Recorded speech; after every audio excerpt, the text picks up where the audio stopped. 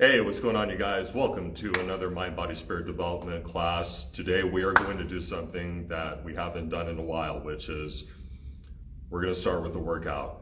We got to get that blood pumping. We got to get those energy levels up. We have to get those vibrations up. We have to get people motivated, more clear-minded. And the quickest way to do that is to get moving, move your body, get that sweat in, train your body, get stronger, become more resilient. I'm going to show you guys once again how to do standard squats. So we're going to do I want to say we're 3 sets is probably okay. But so what you're going to do is I'm going to take a couple steps back so that you guys can clearly see. What you're going to do is, first, you're going to stand up straight. You're going to roll your shoulders back. You're going to stick your chest out. You're going to tuck those abs in. Keep your back nice and neutral. You want to keep your feet so where my fingers are pointing right now are towards my toes, and you want to make sure that your toes are pointed towards the wall or a window or whatever it is that you have that you're standing in front of right now. You want to make sure that your toes are pointed in whatever direction is facing in front of you. And once again, you got to make sure that you keep a straight posture. So what you're going to do is, I'm going to go ahead and stand a little bit closer to you guys, to where you can see my knees at least. So what you're going to do is you're going to slowly go at the tempo that makes you feel more comfortable. You're going to try to bring your glutes all the way down to the ground, but make sure that you're sticking that chest out. You're tucking those abs in, and you're breathing in, breathing out. Try to come down as far as you can go. You can fold your hands. You can keep your hands to your sides, or you can make a couple of fists.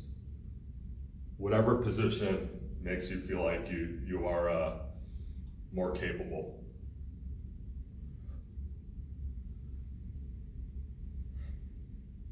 So I'm going to go ahead and show you guys the side angle. Notice how I'm not bending my back at all. All I'm doing is I'm squeezing my glutes out, meaning my buttocks. And you're gonna try to bring your buttocks as far down as you can. It's very common for people to have very bad hip flexors. The vast majority of people work 9 to 5 desk jobs. And so when you're sitting down in a chair all day, don't be surprised when you go to the gym for the first time and your squats suck, because a lot of people have very bad hip mobility. But that's also why you have to make sure that you stretch and foam roll every single day. So you're gonna bring your glutes down as far as they can go. Might be a little bit harder if you're over 5'8" too. This might be a hard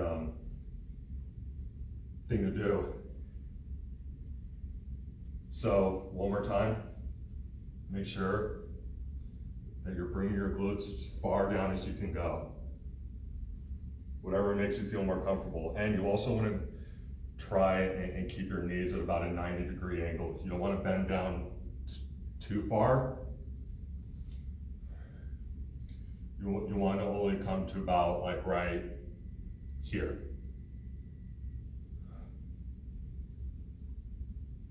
Okay, so try and follow along with me, guys. We're going to do 3 sets. So we're going to do 3 sets of 10. So 1, 2, 3, keep that back nice and straight. 4, 5, 6, 7, 8, 9, 10. Now, the way that I folded my hands might be confusing to some people because some people have heard of the sumo squat. That's a very normal position to be in if you're doing a sumo squat. But a sumo squat is where your toes are pointed outward. When you're doing a squat, you want to make sure that they're pointed in the direction that's facing you. So we're going to do 2 more sets. So try and follow along with me. 1, 2, 3, 4, 5, 6, 7, 8, 9, 10. The last set we're going to do, I'm going to give you guys the side angle one more time, so that you can keep it fresh in your memory, so you can have a better idea of the positioning and what muscles need to be moving, so on and so forth. So the most important thing that you have to remember is the back, because if you're constantly bending your back, which is very common for people that are just starting to do squats, you start to put your back in a very compromised position. And if you're working with free weights, you're putting a barbell right behind your neck right here. By the way, if you have a barbell at home with some weights to slap on each side, you want to make sure that you place the barbell right behind your head and have it resting on your traps here. I would highly recommend that if you have clips to hold the weights in a steady position, I highly recommend it for squats. Not necessarily for all the other free weight exercises like the bicep curls and you know, the bench press. But if you're doing a squat, it's very important to have clips locked onto each side to keep the weights in their place. So one more time, you want to make sure that you have the barbell. You know, you can use a barbell, or you can just do it in, you know, body weight. It doesn't matter. Hold it behind your head. Make sure that it's resting right on your traps here. And one more time, you're gonna try to squeeze your buttocks as far down to the ground as you can. And if you can only come down halfway like this, that's totally okay. This isn't a sprint, it's a marathon. Just like with anything, it takes time to get used to working out and, you know, getting the hang of, you know, like proper form, and, you know, just doing it properly so that you don't hurt yourself, but also, you know, losing body fat and gaining muscle in the process. So one more set. 1, keep your back nice and neutral. 2, 3, 4, 5, 6, 7, 8, 9, and 10. So, one thing that I have to say about the way that you position your hands, because I did mention something about the sumo squats earlier. It's very normal to fold your hands like this in a sumo squat, but if you're just doing a normal standard squat, you can fold your hands during a normal squat too. Whatever position makes you feel more comfortable. You can fold your hands You can keep your hands at your sides, or you can make fists. It's up to you. So anyway, guys, that about does it for our workout today. I think from now on, what I'm gonna do is sorry guys, I'm gonna have to sit this down for a few seconds.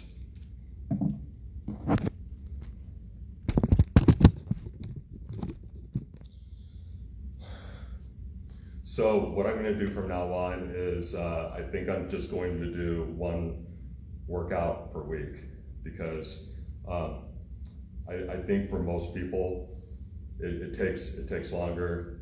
Depends on who you are as an individual. If you get it right away and it registers, great. But if you're like me and it takes you longer to learn certain things, if it takes longer, and when I say longer, I mean like long, drawn out periods of time. If it takes you, for most people, it takes a while for to lock down the form, to get everything registered, and that's okay. So what I'm going to do is I'm just going to do one workout per week. We might be doing some classes where it'll just be a workout class, but for now I'm just going to stick to one workout, because I don't know about you guys, but I have a very short attention span, and it just takes me longer to learn certain things. So there's really no rush. I'll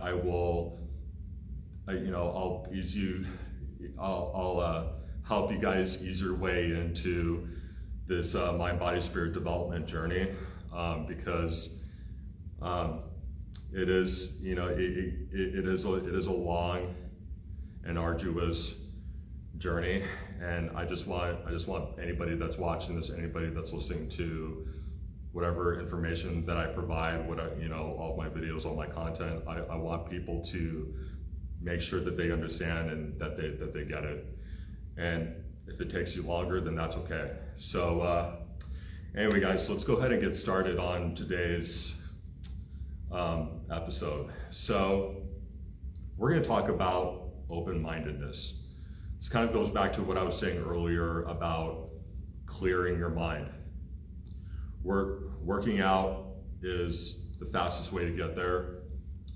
Eating right is the fastest way to get there. Drinking plenty of water is the fastest way to get there. Making sure that you're taking all of your supplements, all of your vitamins, taking GABA for stress, making sure that you're taking vitamin D3, making sure that you're taking zinc, making sure that you're just taking. I hate to be Joe Rogan or Andrew Huberman over here, but making sure that you're eating all of your vegetables, eating healthy meats, eating healthy ground beef. Are some of those are the prerequisites to having a clear mind, to being able to come up with ideas, to being able to learn quicker. So we're going to go ahead and delve right into it. So, we have a very this country specifically, the United States of America. We do have a mental health crisis, for sure. We do. We've got a lot of issues. A lot of people are unhappy. A lot of people are unsatisfied. A lot of people are depressed. A lot of people are anxious, and a lot of it might have to do with just this tunnel visioned, limited belief system that most people have in this country. Since the foundation of this country, people, I mean, especially over the last 200 years, have really developed this this sort of like ignorant, one way, like my way or the highway approach to solving all of the issues that we have right now in this country. And it's easy, because you love, we all love, the freedoms, or, whatever's left of our freedoms. We do appreciate, America's fundamental values. We do appreciate the freedoms, and we do love the fact that there's nothing or nobody holding us back. Whatever we set our mind to do, whatever goals we have, whatever hopes and dreams that we might have, we are free to pursue those dreams. Are there a lot of obstacles? Yeah, sure. Are there a lot of hoops that you have to jump through? Yeah, sure. Are there going to be a lot of difficulties? Is there going to be a lot of trial and error? Yeah, that's part of life. But I think because everything is so great, and because we've been so free for so long, even though we're not as free as we once were, I think people take that for granted, and people see that as a way to get complacent and to get too comfortable. And when it comes to maintaining our freedoms, when it comes to keeping a country free, you can't do that, because once you do that, once you get comfortable, once you start to sit back and let everybody else take care of the vast majority of the issues that we have in our country, well then we start to lose all control. And it's because certain things, certain ideas, we put them in a box and we keep it sealed, nice and tight and shut. And we don't really allow room for different ways of doing it. We don't allow room for different ideas. We close ourselves off to people that think outside of the box. We shut ourselves off to people that we don't agree with, that we don't get along with, that we feel like we can never coexist peacefully with. And that's a huge problem that we have in our country. Now, there's a caveat to what I'm saying, because a lot of people are over the last few years have really misconstrued this idea of unity with being, coming to some kind of compromise, right? Or, like just being nice to each other and working with each other, even though like our views couldn't be more different from each other. And while that is true, I think the deeper issue that we need to look at is the mental health crisis. Because the reason why most people are so drawn and they gravitate towards the Democratic Party so much is because they are, I'm not saying all of them are, but some of them are very good-hearted people. They have a lot of compassion, they have a lot of empathy. And how do you get a lot of compassion and empathy? Well, you have to go through all the bullshit yourself. It's really hard, and this isn't any kind of insult on people that have not gone through what certain other people have gone through in their life. This isn't, I'm not belittling or trying to compare myself to people that haven't been through all the same things that I've been through, that haven't had to face all the same struggles, all the same hardships because I know that's not fair. They've been through their own trials, they've been through their own difficulties, they've been through their own heartache and hurt. Everybody's different. Everybody's, we all go through life in different circumstances.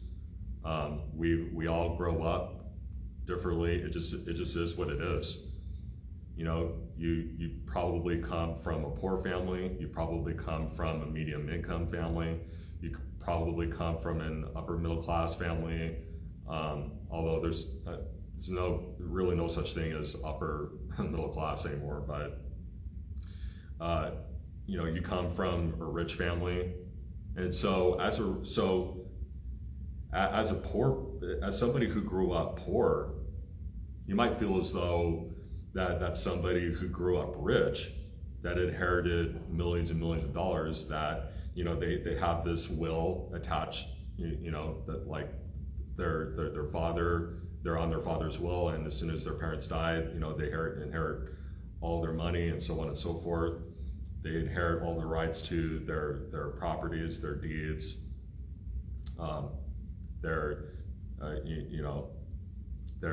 vehicles, ownership in their company. You might feel as though that if you're hanging out in a group of people that grew up in rich communities, that you will never have anything in common with them. They don't get it. They've never been through what you've been through. But at the same time, certain people just do not get it. If you have not grown up in South Central in a family where your dad is not in the picture, your mom is a single mom. She's probably been through 2 or 3 guys throughout your entire childhood. Your next door neighbors are all gang members. There's always a shooting happening on every corner. At least every other day that happens.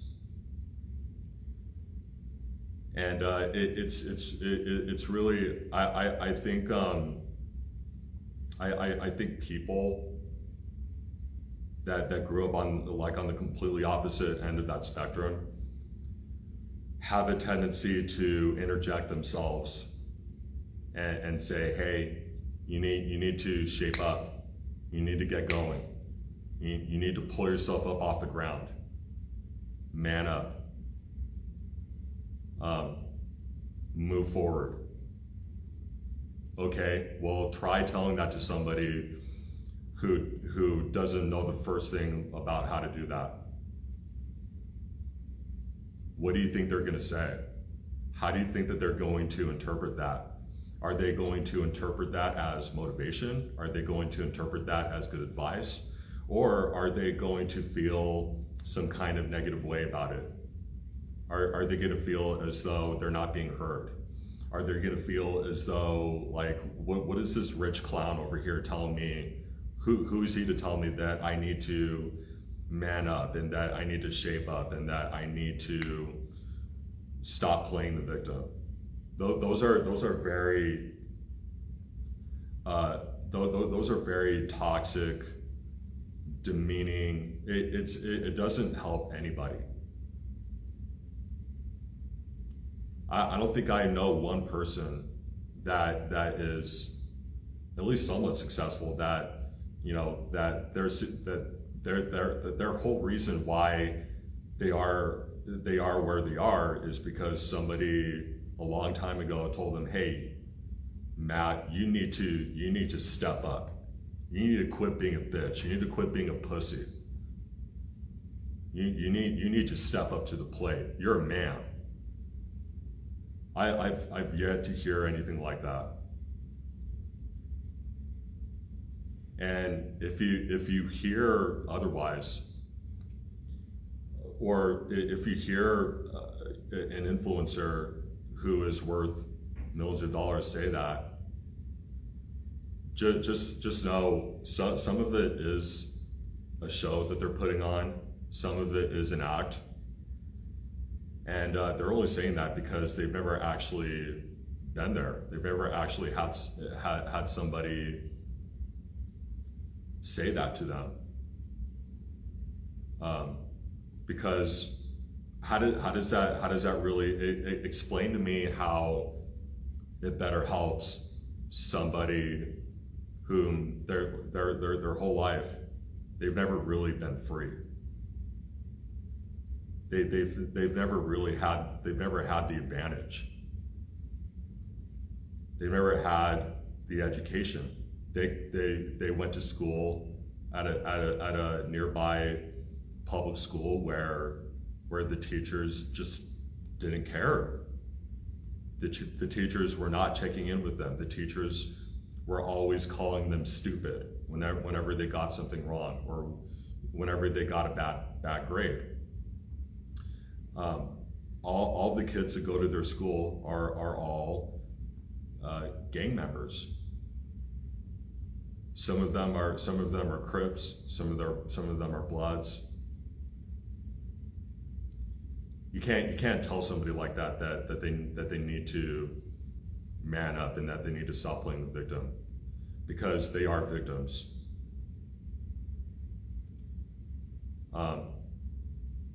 So a lot of us at one point in time were victims.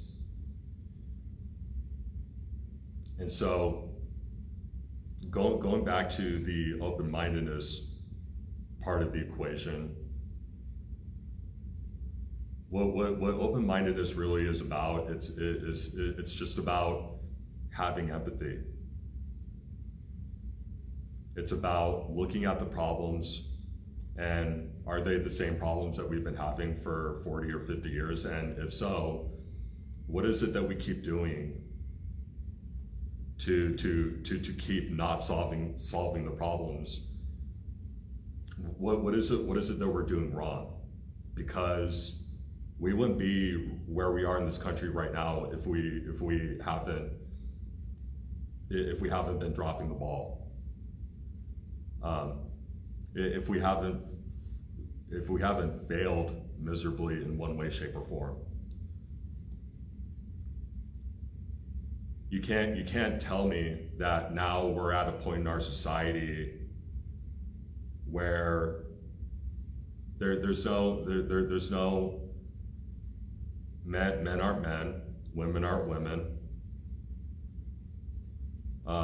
There's no such thing as, like the nuclear family is being destroyed. People are just obsessed with race, gender,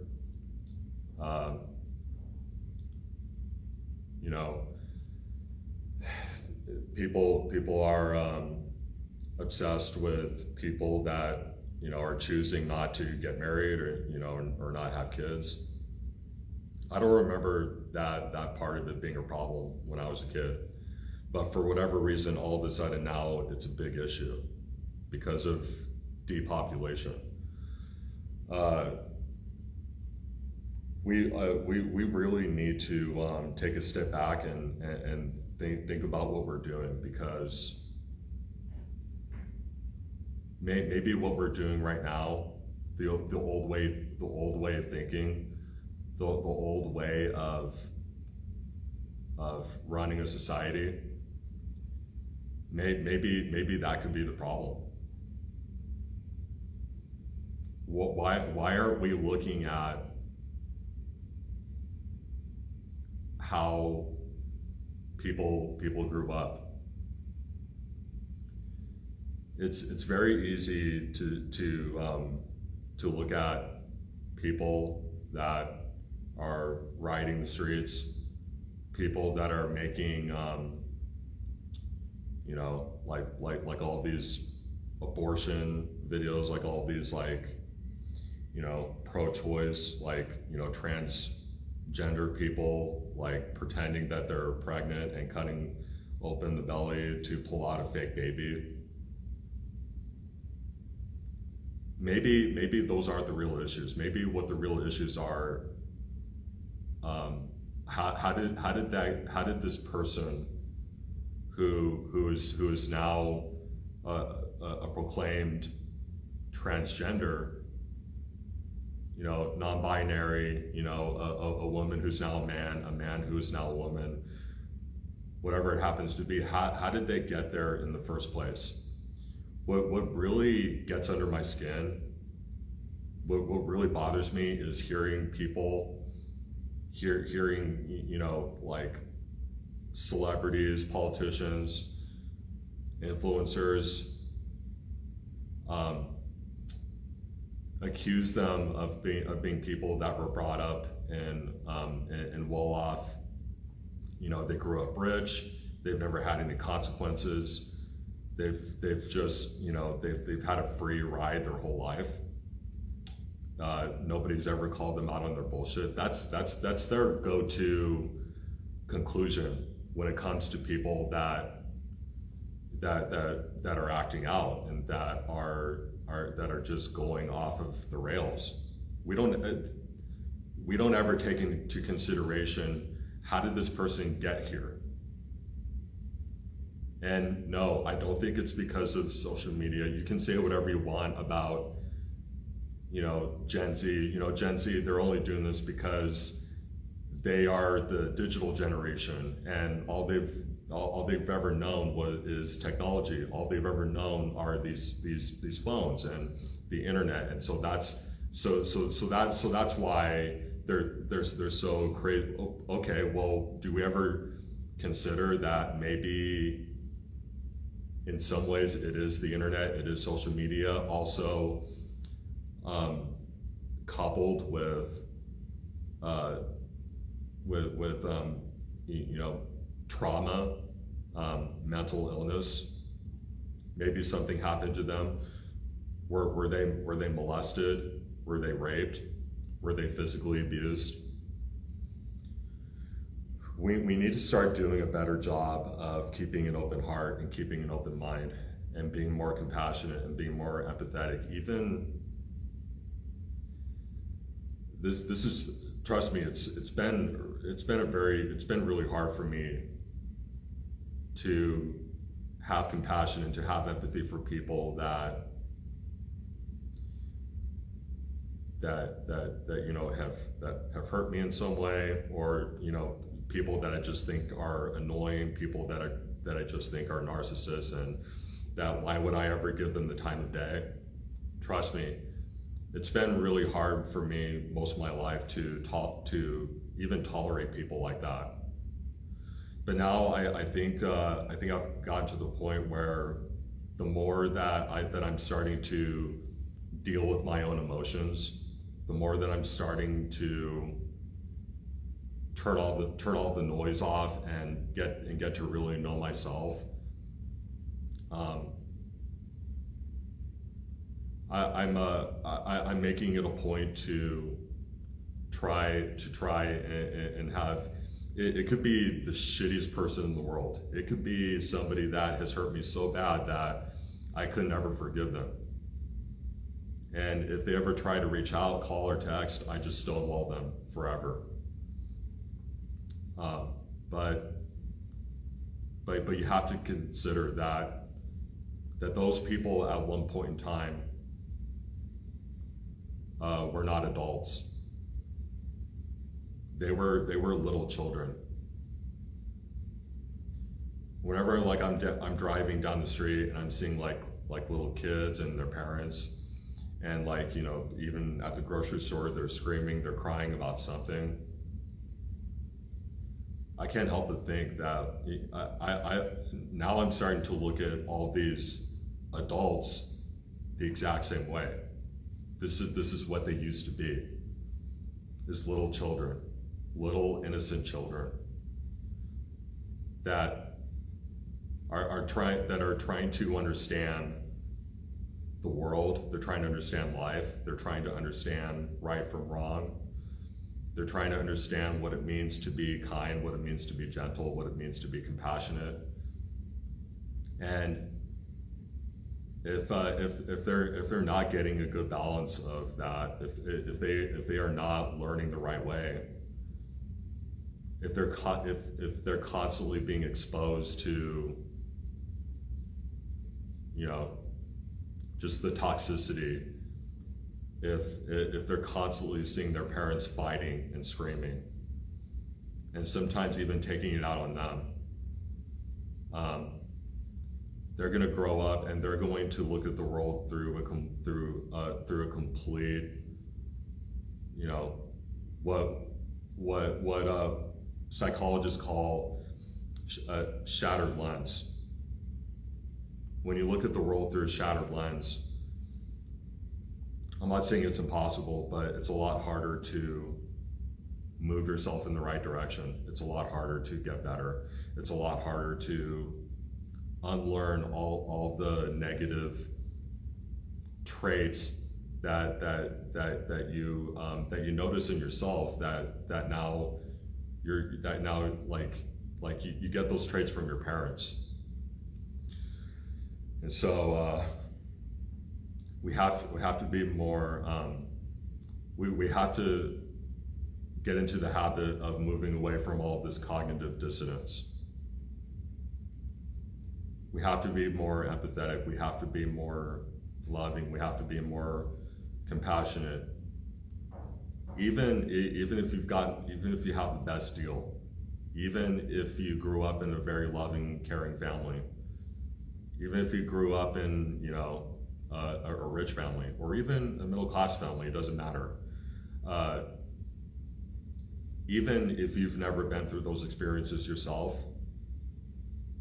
try to listen, try to understand when other people have been on the receiving end of the complete opposite of that, and just leave it at that. Be compassionate, be understanding. Try and put yourselves in the shoes of these people that grew up in a very unfavorable situation, or that are right now in a very unfavorable situation as adults. Try to put yourselves in think about what it might be like to be them. Close your eyes, meditate, and think, what would it be like to be Joe right now? What would it be like to be Joanne? What would it be like to be Lindsay right now? Or what would it be like to be them as children? What would it be like to relive their childhood? And that's where it stops. You don't need to interject yourself. You don't need to give unsolicited advice. You don't need to tell them that they need to pull themselves up by their bootstraps. You don't need to tell them that they need to shape up. You don't need to tell them that they need to man up, or that they need to woman up, or, you know, whatever it is that you want to tell them. Leave it alone. Be quiet. Listen more, talk less. That's what it means to be open-minded. We need to be, and it's not even just like the mental health crisis that's going on, especially among young people. But it's a variety of different issues. It's a variety of different topics. Why did they believe the way that they believe? Why do certain people believe that we should have stricter gun laws?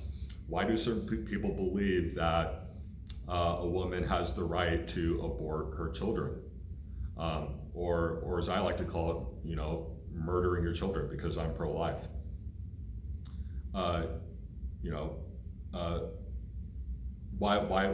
do they believe that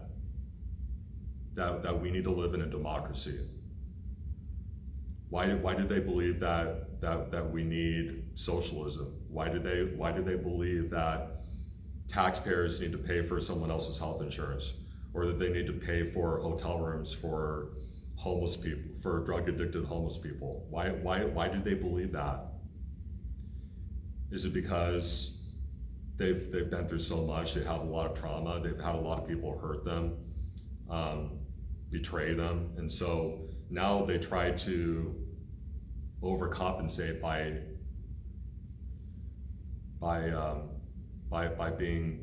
looking out and caring for other people, which I believe in fundamentally.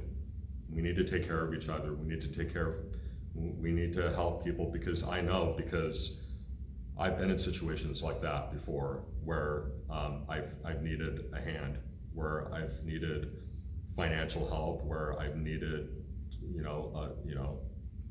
someone to help me off the ground, a place to stay, food to eat, water to drink. I totally get that. I've been there, trust me. And so whenever I see homeless people out on the street, like it really, like it's soul crushing. Like it really hurts me. It really hurts me when I'm pulling off of I'm pulling off of an exit from the 110 to Figueroa Street, and I see a homeless person right there, and they look like, they haven't showered in months. Their clothes are ripped apart. Sometimes they don't have shoes. Sometimes they don't have socks or shoes. They don't have their leggings are ripped off. Their shirt is torn. It hurts me. It really does. But I don't think that the solution for that should be government. I don't think that it should come out of the expense of taxpayers. But on the flip side of that, I think we could do a much better job of taking care of the homeless people than we have. I don't think that these homeless shelters are really doing. I don't think they're helping. So we need to figure out some way that we can that we can really help our communities that way, and help people get back on their feet, and help people move forward. So I'm gonna go ahead and get into some scripture for you guys, because I'm not really sure how much time we have.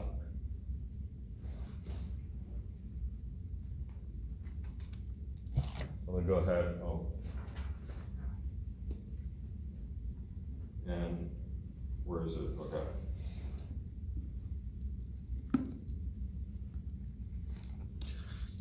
Okay, so we're going to read Acts 17, 10 through 11. Now, why did I pick this scripture specifically? Well, because when you're so used to being tunnel visioned and being myopic, it's very hard to,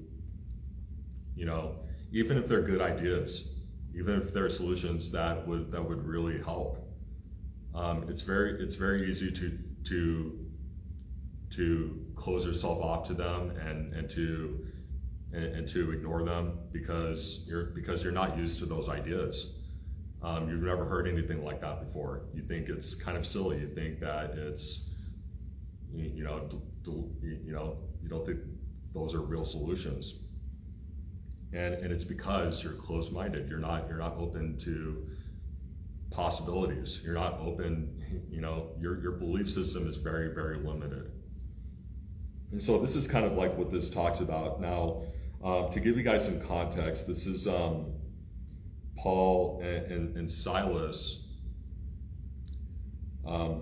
arriving at this place called Berea, and they're talking amongst a group of people about their imprisonment and persecution in Thessalonica, and how they've escaped, how they have come out completely on the other side. And they're telling these people this. They are giving these people hope that you can escape any bad situation that seems unescapable, that seems almost impossible to overcome. You can't do that. You can open yourself up to maybe a new plan of escape. What's something that you've never thought of before? What came to your head that seems so crazy that you don't think that it would work? what is it that you thought of that you think is so outlandish that, like you're never going to get out of there? But now you're thinking, well, if I just have these little shovels with me, I mean, I know that they're tiny little shovels, right? To try and carve out a hole that is, in the cemented ground underneath you, because you want to try to escape. But that seems nuts to you. That seems like something that would never work. That seems like something that you would try over and over again for several hours, and you can't even make a tiny little crack in that cemented floor. But they're saying that it is possible to come out on the other side. It is possible it was possible for them to escape and to fight and to win. So we're going to go ahead and read it. This comes out of the Contemporary English Version. Luke 17:10-11. That same night, the Lord's followers sent Paul and Silas on to Berea, and after they arrived, they went to the Jewish meeting place. The people in Berea were much nicer than those in Thessalonica, and they gladly accepted the message. Day after day, they studied the scriptures to see if these things were true. So, in that last part of it, you might notice that these other people, the people of Berea, were already more than willing to accept that message of hope, the message of you can do it. If you are already wired like that, if you are already set in being open to new ideas on how to become victorious, to escape, to become strong, well then you already have a leg up. You've already won right then and there. But it also helps to be reassured and to be and to hear the message sometimes over and over and over again. And that's exactly what the scripture is. So we have to be more open-minded. We have to be more accepting. It doesn't mean that we have to agree with other people's lifestyles. It doesn't mean that we don't think that those lifestyles are a little bit strange, but because it's just as advantageous to you as it is to them. Because if you feel more compassionate, if you feel more empathetic, if you are more open-minded, well then that already makes you feel better. And so you're going to make other people feel better too. And we're all going to be a lot happier. We're all going to have more clarity, and we're going to be much better off as a society. And only then will we truly become a free society. Or a freer society, I should say. So we're going to go ahead and close this off. I'm going to go ahead and wrap it up right here, because I'm not really sure how much time we have, but we're going to go ahead and do some quick meditation. So I have to keep my eyes open because I'm trying to keep track of what's going on with this live over here. But what I want you guys to do is to please close your eyes. I know that I have mine open. Please don't let that distract you. Please close your eyes. Make sure that you sit up nice and straight. Make sure that you keep your head up, neck nice and straight. I want you to take a few deep breaths. Breathe in, breathe out. Breathe in, breathe out. And I want you to say to yourself, no matter what you've been through in life, no matter who hurt you, no matter who your parents were, if they loved you or if they didn't love you, or if they didn't love or care about you in the way that you would have liked them to. Try and find the compassion. Try and put yourselves into their shoes. How did they grow up? What have they told you about how they grew up? And just think about that. Imagine that you're them at 5 or 6 years old. Or maybe it's somebody today that cut you off on the road. And you can't help but get angry at that person. But what does that person really have going on right now that is causing them to do that? Are they in some kind of hurry? Why are they in a hurry right now? Did something bad happen? Are they trying to rush to get somewhere? Are they, something is going on behind those car windows. So please try and put yourselves in their shoes instead of honking at them, instead of getting aggressive, instead of speeding up to tailgate them. Just take a deep breath and say, I think that was rude. I don't think that was right what that guy did, but maybe he's on his way to the hospital because his wife is going to give birth. Or maybe, maybe they're in a rush to get to work because if they are late one more time, they will get written up or they will get fired. Try and understand. Take another deep breath. Breathe in, breathe out. Also, try and understand that it has very, very, very little to do with you. It has nothing to do with who you are. It has nothing to do with who you are as a person. It doesn't matter how they feel about you or if they like you. Does it really, at the end of the day, does it really have anything to do with you whatsoever? Or does it have everything to do with them and their trauma and their difficulties?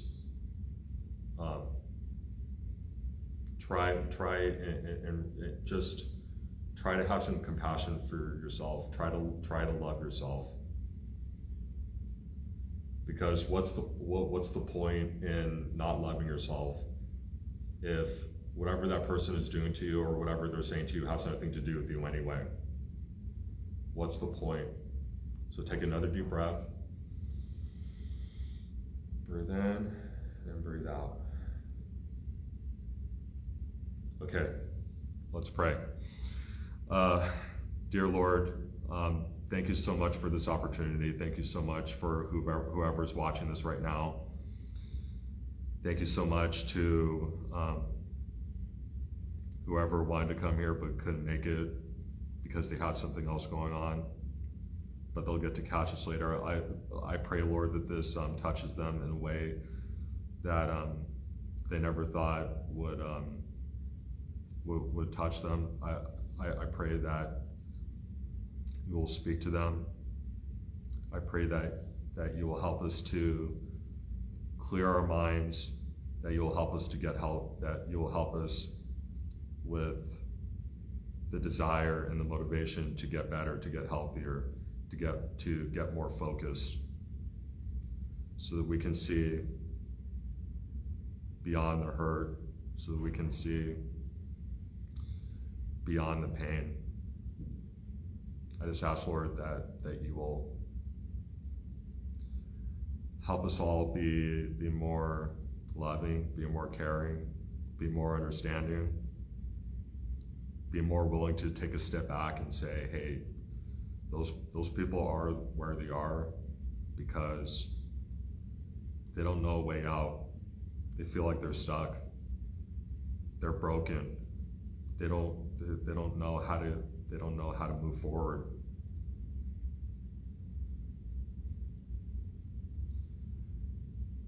Dear Lord, I pray that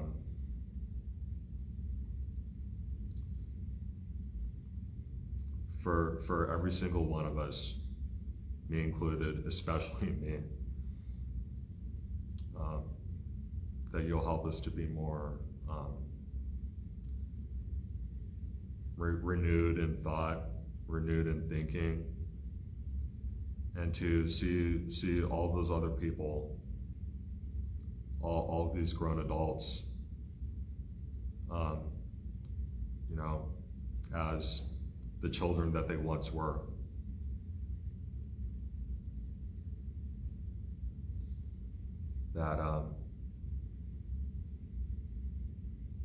That we're able to dig deeper into our childhood,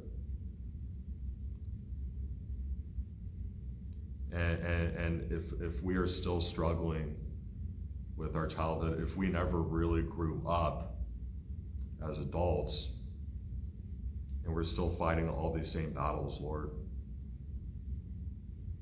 that you will help us get more in touch with that part of our lives, so that now we can see other people and the children that they once were.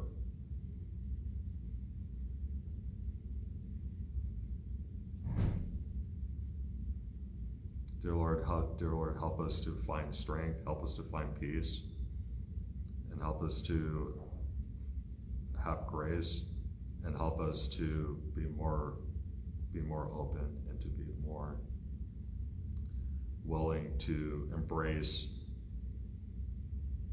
new ways of thinking, new ideas, that we're able to come together peacefully. Thank you, Lord. Thank you, Lord, for this opportunity to do this. I pray this in your name. Amen.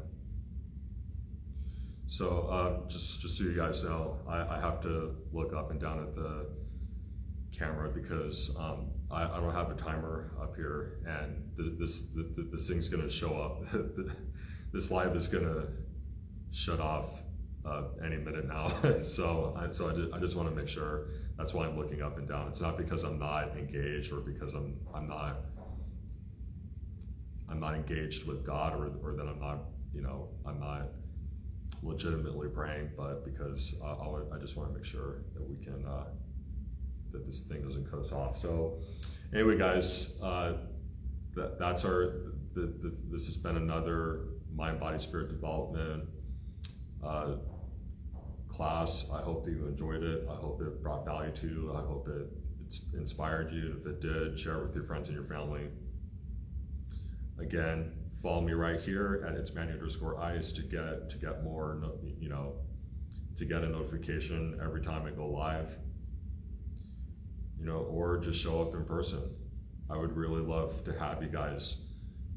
If you can make it, great. If you can't, well then, I'll be live here, or the replay will the video will be saved for a later date when you can watch it. So anyway, guys, I hope that you have a great rest of your Sunday, and like always, I will talk to you guys again soon. God bless. I love you guys. Take care.